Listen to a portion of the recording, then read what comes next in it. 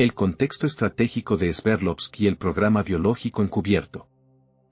La ciudad cerrada de Sverdlovsk, conocida anteriormente y en la actualidad como Ekaterimburgo, se localiza aproximadamente a 1.400 kilómetros al este de Moscú, flanqueada por los montes Urales. Durante el transcurso de la Guerra Fría, esta urbe se consolidó como uno de los centros industriales y militares más herméticos de la Unión Soviética, dedicada no solo a la fundición y producción de vehículos de combate blindados y cohetes de alcance nuclear, sino también a la manufactura de tecnologías altamente clasificadas. Este carácter de bastión estratégico arrastraba antecedentes de incidentes tecnológicos de gran envergadura, como el desastre de KYSHTYM en 1957, una explosión en una instalación de almacenamiento de residuos radiactivos que dispersó polvo ionizante sobre una superficie superior a los 1.000 kilómetros cuadrados. En este ambiente de estricta compartimentación militar y secretismo estatal se asentó el complejo militar número 19, una instalación de unas 200 hectáreas dividida en 3 sectores principales, una zona residencial que albergaba a cerca de 7.000 habitantes entre científicos y personal de apoyo, una sección de servicios y, finalmente, un área de trabajo especial rodeada de alambradas de púas y controles de seguridad donde se ubicaban laboratorios subterráneos y unidades industriales de producción biológica. El desarrollo de este complejo biológico se produjo en paralelo a las negociaciones internacionales que condujeron a la firma de la Convención sobre Armas Biológicas, BWC, en 1972, un tratado multilateral que prohibía la investigación ofensiva, producción y almacenamiento de agentes patógenos con fines bélicos, y que fue ratificado tanto por Estados Unidos como por la Unión Soviética en 1975. A pesar de los compromisos diplomáticos asumidos bajo este marco normativo, el aparato de defensa soviético estructuró un colosal programa clandestino de bioguerra a través de la red Biopreparat, que en su apogeo a finales de la década de 1980 llegó a emplear a unas 60.000 personas y a contar con presupuestos anuales que rozaban los $1.000 millones durante la administración de Mikhail Gorbachov. Esta red de laboratorios e instalaciones industriales, descrita por antiguos altos cargos de la organización como el equivalente soviético al Proyecto Manhattan, operó bajo una premisa estratégica implacable: la priorización absoluta de agentes patógenos para los cuales la medicina occidental no tuviera cura o tratamiento efectivo. La cepa Anthrax 836 y el proceso de producción militar. En el núcleo de los desarrollos armamentísticos del complejo militar número 19 se encontraba la cepa Anthrax 836, considerada la variante de Bacillus anthracis más letal de todo el arsenal soviético. El linaje de este patógeno se originó a partir de otro accidente industrial acaecido en 1953 en la ciudad de Kirov, donde una fuga en las instalaciones de cultivo contaminó de forma masiva la red de alcantarillado local. Posteriormente, en 1956, el biólogo soviético Vladimir Sisov logró aislar una mutación de Bacillus anthracis extremadamente virulenta a partir de roedores silvestres capturados en las proximidades de las zonas afectadas de Kirov, la cual fue catalogada y transferida a Sverdlovsk para su explotación a escala industrial. La ventaja militar de esta cepa residía en su extraordinaria estabilidad física y patogénica tras ser sometida a un complejo proceso de deshidratación y molienda, lo que permitía transformarla en un polvo microfino con un diámetro aerodinámico óptimo para formar aerosoles estables capaces de penetrar profundamente en los alvéolos pulmonares. El plan operativo del Ministerio de Defensa de la Unión Soviética consistía en almacenar masivamente este polvo biológico para cargar ojivas especiales destinadas a los misiles balísticos intercontinentales, SS-18, orientando estas armas estratégicas hacia las principales metrópolis occidentales. La magnitud de las operaciones en Sverdlovsk exigía controles estrictos para mantener la viabilidad de la cepa y garantizar la protección de su propio personal científico, que era inmunizado regularmente con vacunas experimentales. En la década de 1980, el director científico del complejo, el general Yevstig Neyev, lideró pruebas de eficacia vacunal en primates no humanos exponiéndolos a dosis masivas de entre 5.000 y 40.000 millones de esporas de anthrax en cámaras de prueba especialmente selladas. Según las declaraciones de la cúpula militar de la planta, estos sistemas contaban con sofisticadas etapas de desinfección térmica y filtración de aire en cascada antes de que el flujo de escape fuera ventilado al exterior. No obstante, la realidad operativa dentro de la zona de trabajo especial difería sustancialmente de los protocolos formales de seguridad, creando un entorno de alto riesgo donde el más mínimo fallo técnico o procedimental en el mantenimiento de la maquinaria de deshidratación por atomización podía desencadenar una catástrofe de consecuencias masivas para la población civil colindante. La secuencia de eventos del accidente de abril de 1979. El desencadenante directo del peor brote de anthrax por inhalación registrado en la historia moderna ocurrió entre el 2 y el 3 de abril de 1979 en un edificio de 4 pisos de la zona especial del complejo militar número 19. Este edificio albergaba la unidad principal de secado y procesamiento de esporas de la cepa Anthrax 836, la cual estaba operada por un equipo técnico de unas 40 personas bajo el mando directo del teniente coronel Nikolai Chernysov. Durante el transcurso de las labores habituales, un técnico de mantenimiento desmontó un gran filtro de aire que presentaba obstrucciones y que constituía la última barrera física entre la salida de aire del secador por atomización y la atmósfera exterior. Con la intención de que el filtro fuera limpiado o reemplazado mientras la maquinaria permanecía apagada temporalmente, el técnico dejó una nota escrita especificando que la unidad carecía de filtro, pero omitió asentar de manera formal esta acción crítica en el libro de registro de la bitácora de operaciones. Al iniciarse el turno de trabajo de la noche, el supervisor entrante revisó los registros oficiales de la bitácora y, al no hallar ninguna advertencia por escrito que impidiera el funcionamiento del sistema, ordenó encender de nuevo las potentes secadoras de esporas. Durante varias horas la planta operó a plena capacidad expulsando directamente a la atmósfera exterior un flujo continuo de aire cargado con millones de esporas microscópicas de Bacillus anthracis de tamaño respirable.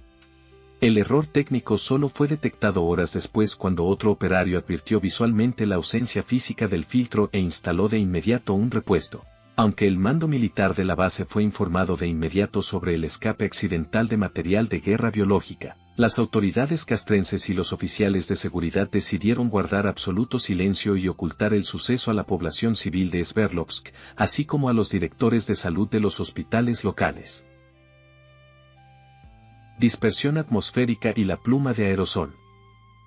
El impacto y la distribución del patógeno sobre la geografía de Sverdlovsk estuvieron condicionados de forma exclusiva por las variables meteorológicas de la jornada del 2 de abril de 1979. Reconstrucciones científicas posteriores que emplearon datos históricos de la Organización Meteorológica Mundial y mediciones del cercano aeropuerto de Koltsovo determinaron que el día del escape el cielo se presentaba despejado, con una temperatura en superficie de aproximadamente menos 5 grados centígrados y una marcada inversión térmica situada a una altitud de 1.200 metros sobre el suelo. Estas condiciones meteorológicas evitaron que la nube de aerosol biológico se elevara y dispersara verticalmente, confinándola a las capas inferiores de la atmósfera de la ciudad. Simultáneamente, soplaba una corriente de viento constante con una velocidad considerable que arrastró la pluma invisible de esporas en una dirección muy precisa de norte a sur-sureste. La dirección y estabilidad de este viento evitaron un desastre demográfico sin precedentes en la historia de la salud pública mundial, puesto que la estrecha pluma de aerosol biológico pasó tangencialmente por los suburbios meridionales menos densificados de Sverdlovsk, en lugar de barrer el centro urbano de alta densidad poblacional que se localizaba al norte y occidente de la base militar. Si las corrientes de viento hubieran soplado en la dirección opuesta, el aerosol habría infectado a cientos de miles de ciudadanos desprotegidos.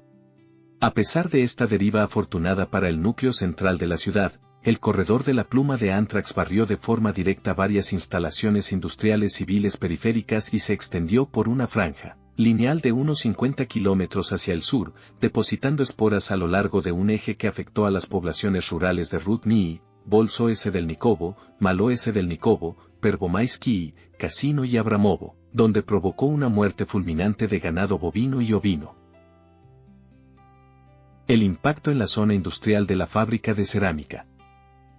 El epicentro de la tragedia humana se localizó en la fábrica de cerámica de Sverdlovsk, situada de forma inmediata al sur y sotavento del complejo militar número 19, justo en la trayectoria directa de la pluma de aerosol.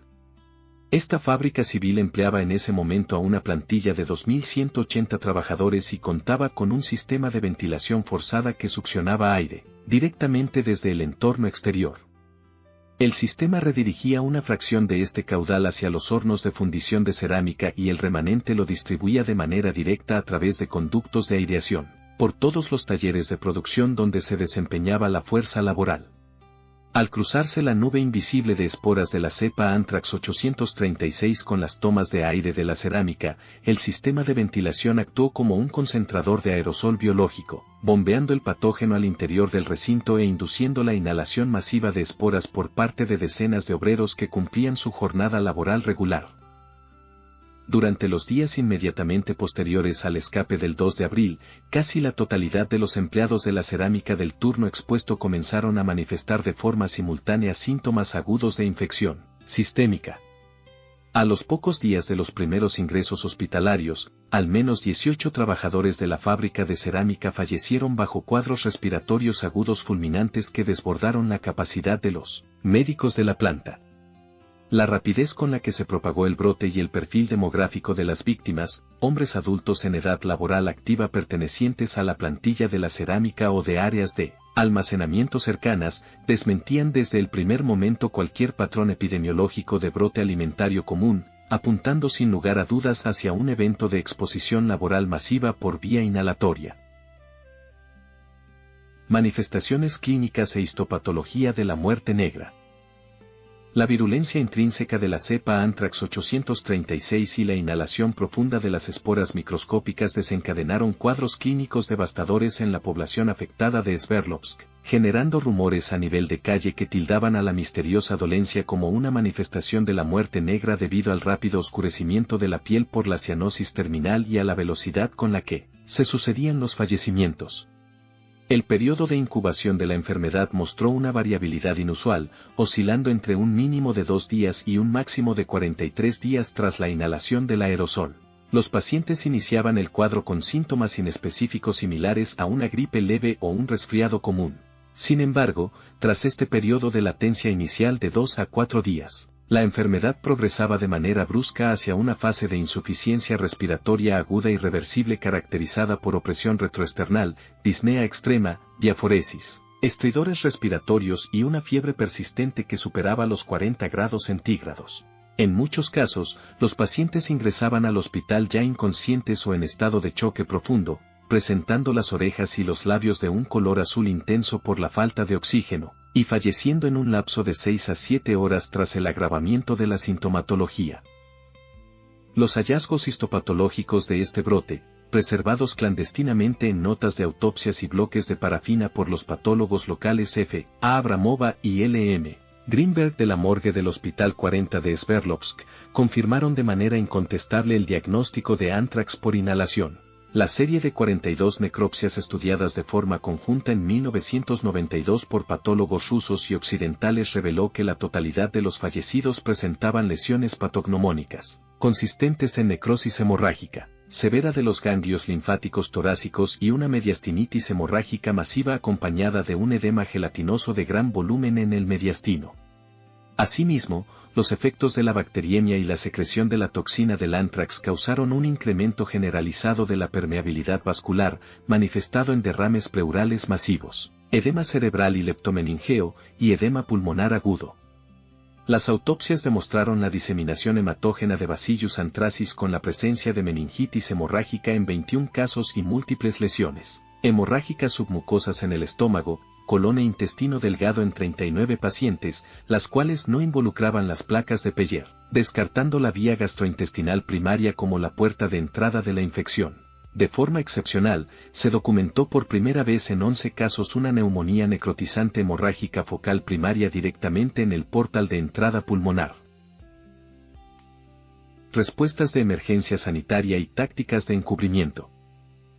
Ante el colapso de los hospitales locales por el arribo de pacientes agónicos y la certeza de que un escape de armas biológicas del complejo 19 había vulnerado la seguridad civil, el aparato del Estado soviético movilizó de urgencia a equipos médicos militares y civiles en los distritos meridionales de Sverdlovsk. Como medida profiláctica, se distribuyeron de urgencia antibióticos como la penicilina y la tetraciclina a las familias de los sectores afectados, entregándolos de manera extendida ante la sospecha de cualquier síntoma gripal leve. Los equipos de emergencia procedieron a la desinfección de los dormitorios de los enfermos, colectando prendas de vestir, sábanas y cobijas que hubieran estado expuestas para su destrucción, al tiempo que brigadas sanitarias inmunizaron activamente a miles de residentes del distrito periférico bajo un estricto cordón militar.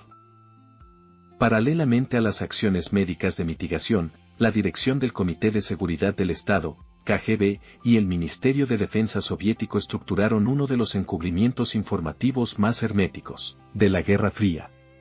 Para neutralizar el pánico generalizado y evadir las acusaciones de haber violado la Convención sobre Armas Biológicas, el régimen soviético censuró todo reporte sobre muertes respiratorias y difundió la versión oficial de que la ciudad sufría una epidemia natural de carbunco animal originada por el consumo de carne contaminada, proveniente de una res sacrificada ilegalmente al noreste de Sverdlovsk. Según esta narrativa oficial, la carne en mal estado se había distribuido por canales del mercado negro y restaurantes, provocando 96 casos de ántrax, de los cuales supuestamente 17 correspondían a la forma cutánea y 79 a la gastrointestinal, con un saldo de 64 decesos. Para blindar esta mentira oficial ante los ojos de la inteligencia occidental, agentes de la KGB ingresaron de forma clandestina en los hospitales civiles de Sverdlovsk y en la morgue del Hospital 40 para confiscar y destruir de manera absoluta los expedientes clínicos, las autopsias detalladas y cualquier registro bacteriológico que demostrara la existencia de ántrax por inhalación. El nivel de engaño de este encubrimiento institucional afectó incluso a los niveles políticos de la propia Unión Soviética. Boris Yeltsin, quien en 1979 lideraba el Partido Comunista Regional en Sverdlovsk, denunció posteriormente que la KGB y la jerarquía militar le mintieron al sostener que el brote provenía de un perro callejero enfermo, negándole el acceso al interior de las instalaciones secretas del Complejo 19. Cuando el ministro de Defensa, Dmitry Ustinov, ordenó desmantelar formalmente las unidades de producción de esporas de Sverdlovsk, los mandos militares simplemente trasladaron los laboratorios y los equipos de cultivo industrial a otra oblast, de modo que el programa ofensivo soviético continuó operando de manera encubierta, llegando a consolidar instalaciones de producción biológica masiva en la República de Kazajistán. La revelación internacional y la misión de Matthew Massoudsen. A pesar de las extremas medidas de seguridad y la estricta censura impuesta por el régimen soviético en Sverdlovsk, los rumores sobre una catástrofe bacteriológica en el corazón de los Urales lograron traspasar la frontera. En octubre de 1979, la publicación en idioma ruso Posev, un periódico editado en Frankfurt, Alemania Occidental, vinculado a la comunidad de emigrados soviéticos, difundió una breve nota de prensa que informaba sobre un grave accidente biológico en la región de Sverdlovsk. Para principios de 1980, el mismo medio aportó detalles más específicos que apuntaban a un escape masivo de esporas de ántrax a la atmósfera y la imposición de zonas de control militar y estrictas tareas de descontaminación en la urbe. La noticia adquirió relevancia global cuando los principales rotativos de Alemania Occidental e Inglaterra reprodujeron estas alarmantes informaciones. La reacción de las agencias de inteligencia occidentales consistió en revisar retrospectivamente las fotografías de satélites espías y los registros de señales electromagnéticas de la primavera de 1979 en Sverdlovsk, corroborando la presencia inusual de vehículos de descontaminación, el establecimiento de barricadas de control de tráfico en las proximidades del complejo militar número 19 y la sorpresiva visita del ministro de Defensa soviético, Dmitry Ustinov, a la ciudad poco después de las fechas del brote.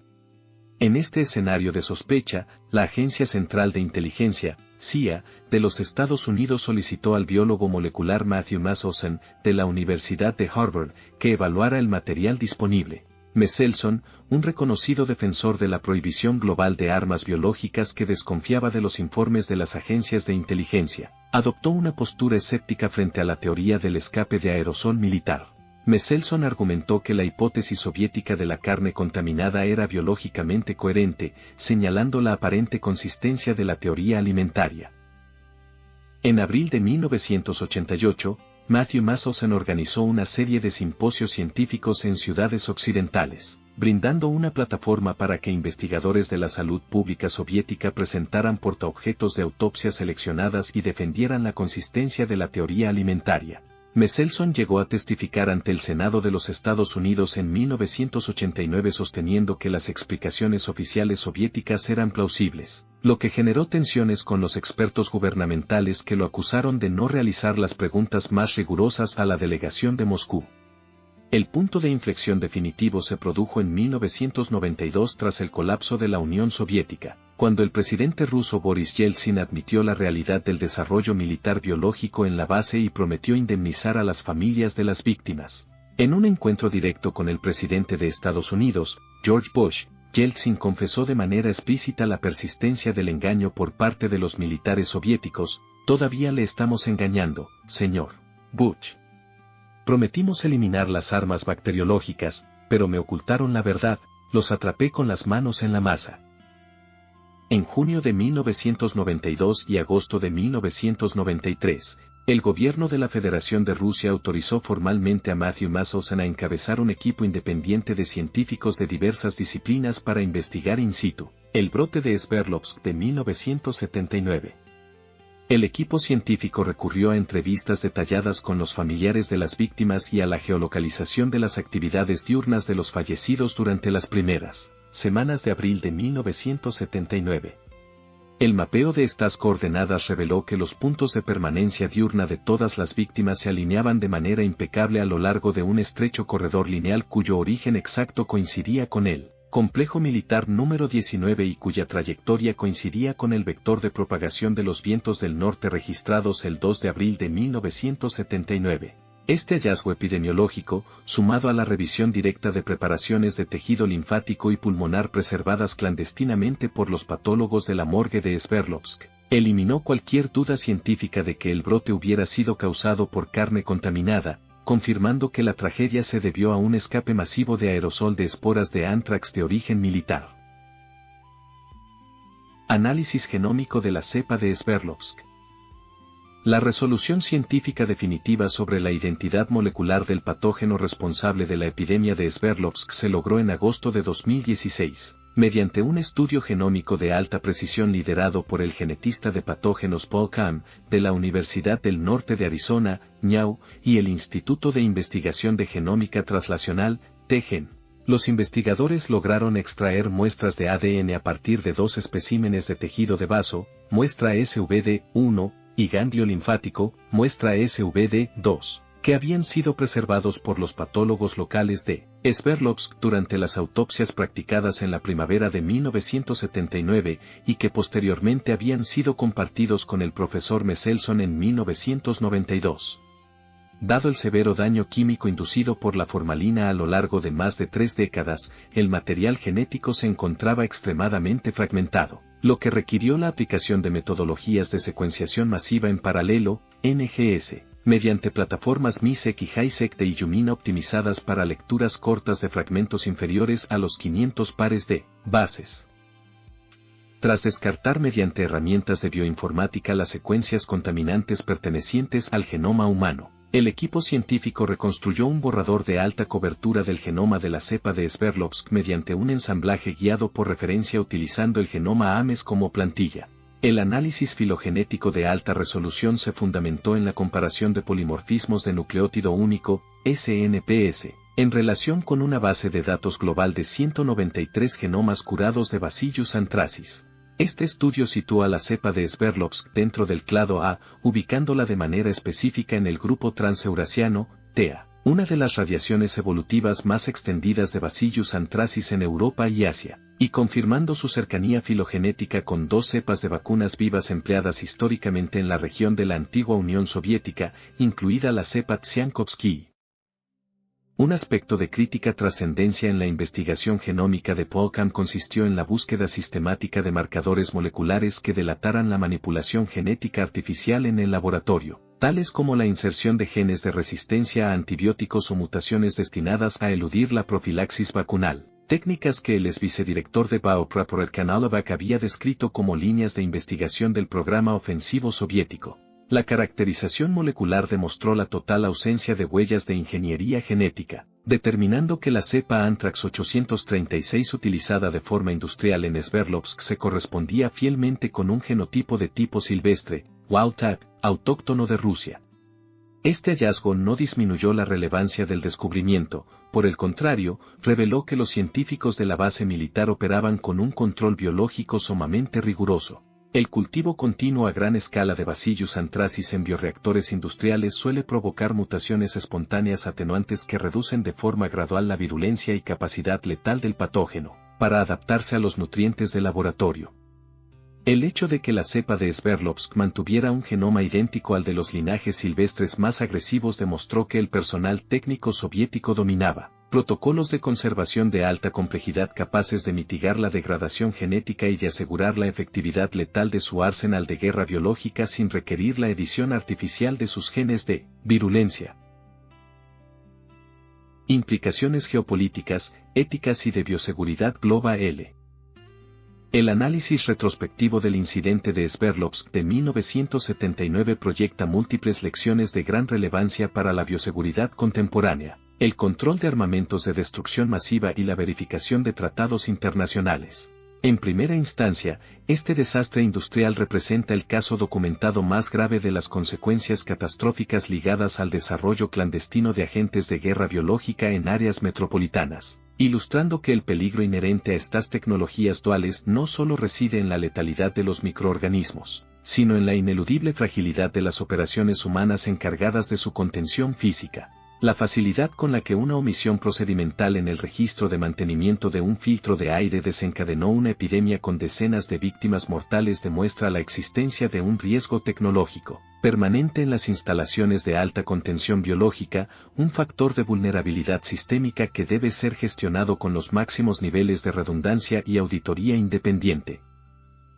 En el plano ético y de gobernanza global, el encubrimiento gubernamental que se extendió por más de 13 años a través del silenciamiento forzado de los profesionales de la salud, la destrucción sistemática de registros clínicos por la KGB y la invención de una epizootia natural alimentaria ejemplifica las extremas dificultades que enfrentan los mecanismos internacionales de verificación, en entornos autoritarios carentes de libertad de prensa y de rendición de cuentas institucional.